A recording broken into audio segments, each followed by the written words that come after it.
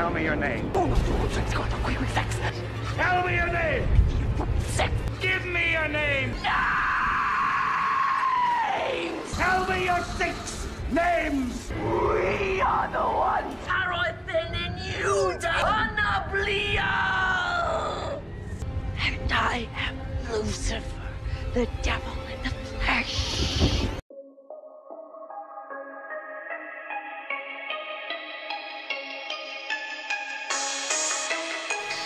Halo semua, gimana nih kabar kalian?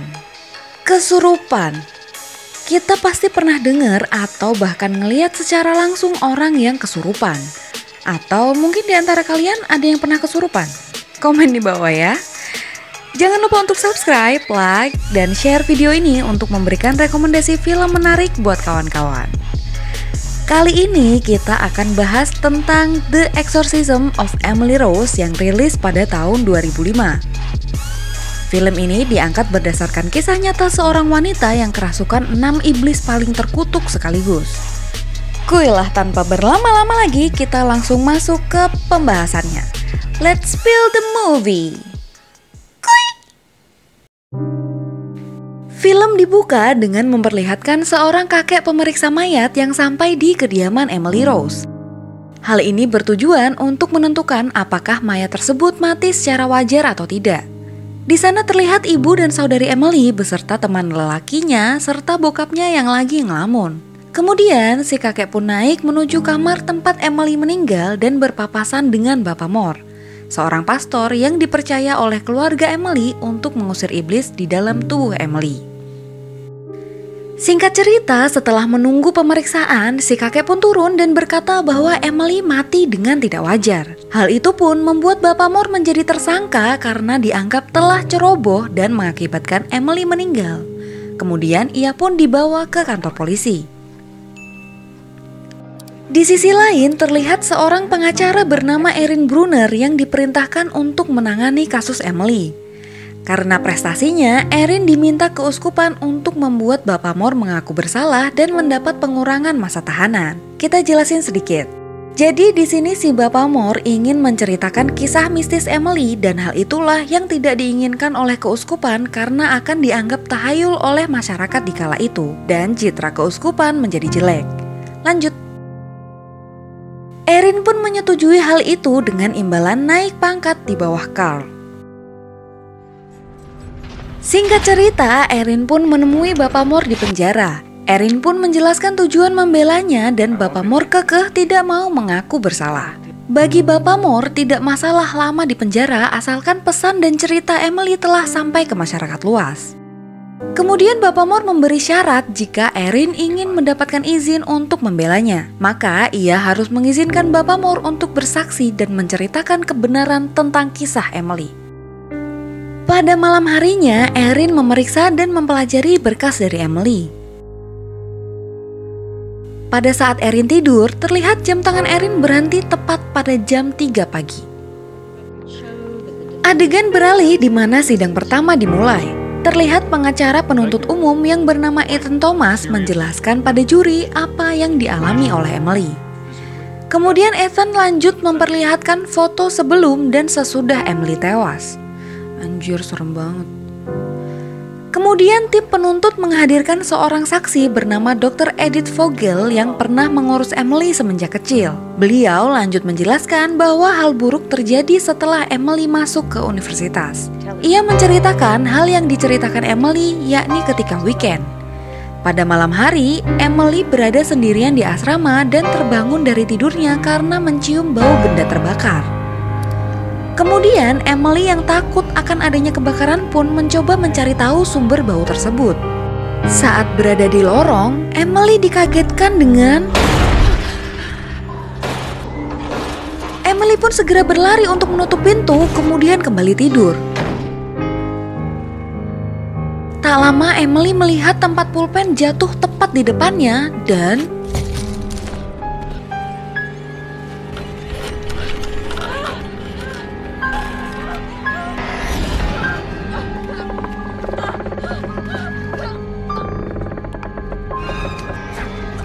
Terlihat Emily seperti menahan serangan dari sosok yang tak terlihat dan akhirnya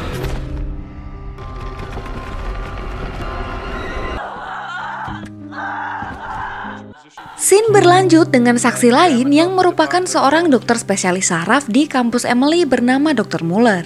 Di sini, si dokter menjelaskan bahwa gejala yang dialami Emily adalah ayan. Hal itulah yang membuat Emily kehilangan kesadaran dan otot di tubuhnya menjadi kaku. Melihat hal itu, si dokter pun memberikan obat Gambutrol dan menyarankan tes lanjutan, namun Emily tak pernah datang untuk pengobatan. Emily yakin masalah yang dihadapinya berkaitan dengan rohani seperti yang dikatakan oleh pastornya. Setelah itu giliran Erin bertanya kepada saksi mengenai efek dari Gambutrol. Di sini Erin membantah bahwa yang dialami Emily bisa saja bukan ayan dan bisa saja berkaitan dengan masalah kejiwaan. Hal itu dilakukan untuk melemahkan argumentasi dari saksi. Setelah selesai sidang, Erin menemui Bapak Moore di sel. Di sini Bapak Moore berkata bahwa ada kuasa kegelapan dalam persidangan. Erin pun berkata untuk jangan cemas kepadanya, kemudian meminta untuk diceritakan apa yang dialami Emily. Bapak Moore menceritakan bahwa setelah kejadian pertama itu, Emily dibawa ke rumah sakit kampus untuk tes dan pengamatan. Keesokan harinya, Erin menemui Jason, teman Emily, yang menjelaskan bahwa Emily percaya dirinya kemasukan pada saat di rumah sakit. Semenjak saat itu, kondisi Emily semakin memburuk, di mana Emily semakin banyak melihat hal aneh yang membuatnya takut. Hingga di suatu gereja, Jason yang melihat Emily pun menghampirinya.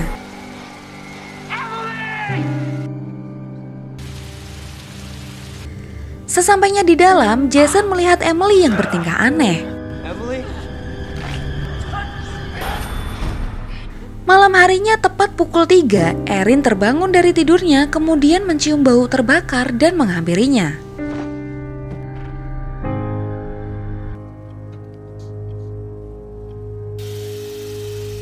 Saat setelah mengambil minum,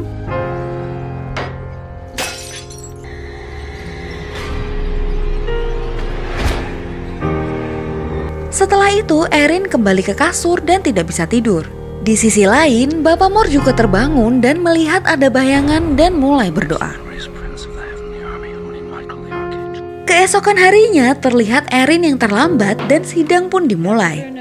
Singkat cerita, di dalam persidangan ini Erin merasa kesal karena terpojok. Kemudian selesai sidang, ia menjelaskan kepada Bapak Moore perihal keterlambatannya. Kemudian Bapak Moore menjelaskan bahwa Erin sedang berada dalam perang rohani melawan iblis. Keesokan harinya terlihat Jason menjadi saksi dan menceritakan yang ia alami bersama Emily. Jason menceritakan bahwa Emily selalu merasa lapar namun tak diizinkan oleh makhluk dalam tubuhnya.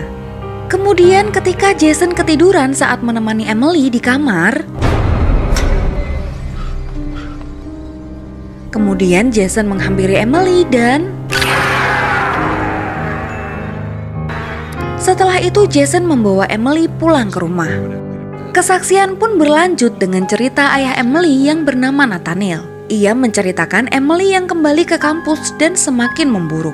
Dan dari sinilah mereka memanggil Bapak Moore untuk memeriksa Emily. Saat adik Emily diperintahkan untuk melihat Emily,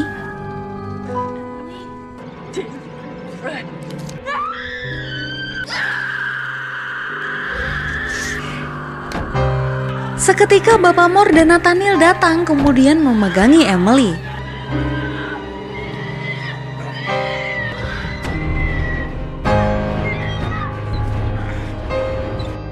Tak lama Emily seperti mematung, kemudian mereka mengangkatnya. Keesokan harinya terlihat setelah sidang, Erin mendapat kabar dari rekannya bahwa ada dokter yang mau bersaksi yang bernama Dr. Graham. Dokter tersebut berada di malam saat pengusiran setan di dalam tubuh Emily terjadi. Kemudian Erin pun menemui si dokter dan menanyakan apa tugasnya pada saat pengusiran. Si dokter berkata ia bertugas untuk mengamati keadaan fisik Emily selama pengusiran. Kemudian Erin meminta bantuan dokter untuk bersaksi pada kasus Emily dan si dokter pun bersedia. Sebelum pergi, Dr. Graham memberikan rekaman suara pengusiran yang dititipkan Bapak Moore kepada Erin untuk dijadikan barang bukti di persidangan. Besoknya, sidang pun dilanjutkan dengan kesaksian dari Bapak Moore. Kemudian Erin meminta Bapak Moore bercerita dan memutar rekaman proses pengusiran setan. Malam itu ada beberapa saksi yakni Nathaniel, Dr. Graham, dan Jason. Kemudian Bapak Moore memerintahkan mereka untuk menuruti semua perkataannya dan jangan mendengarkan apa yang diucapkan Emily. Kemudian Bapak Moore memerintahkan untuk mengikat Emily dan mulai membacakan doa. Emily pun mulai bereaksi dan Bapak Moore segera menanyakan nama makhluk dalam tubuh Emily. Tak lama banyak kucing masuk dan menyerang Bapak Moore.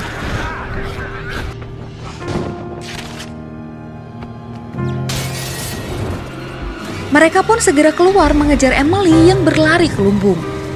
Sampai di sana, mereka pun memenggangi Emily yang mulai berteriak-teriak. Makhluk itu membuat ternak yang ada di sana ketakutan. Kemudian Bapak Moore meminta Dr. Graham untuk memeriksa keadaan Emily sementara Bapak Moore terus membacakan doa. Lalu tiba-tiba Emily semakin menjadi-jadi dan membuat semuanya menjadi takut.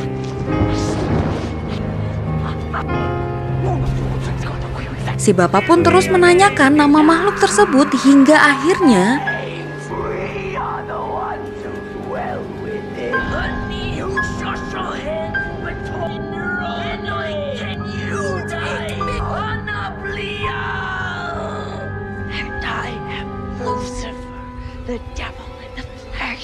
mendengar nama itu, ternak menjadi takut dan keluar lalu kabur.